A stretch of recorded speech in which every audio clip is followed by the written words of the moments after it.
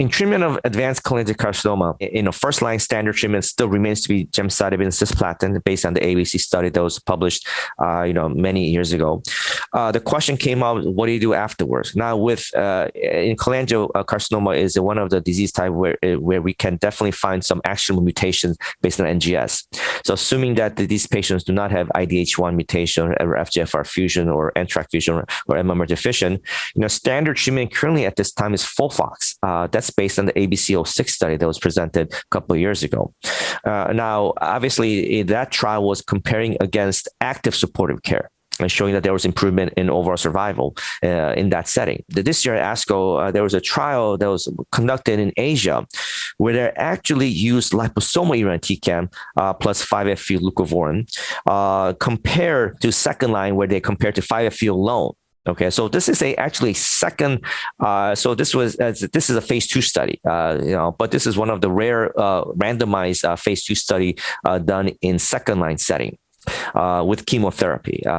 And based on this data, it seems like the combination of liposomal irinotecan plus 5-FU seems to be superior to 5-FU in terms of the overall survival, in terms of the response rate, and the PFS as well. Obviously, I don't want to compare two studies, the ABC06 and to the study, but at least from the numerical perspective, just number-wise, once again, one's a phase 2, one's a phase 3 study, it seems like the liposomal irinotecan plus 5-FU seems to have a little bit more activity in cholangiocarcinoma. Once again, that's with the caveat that, we're comparing two different population and two different studies.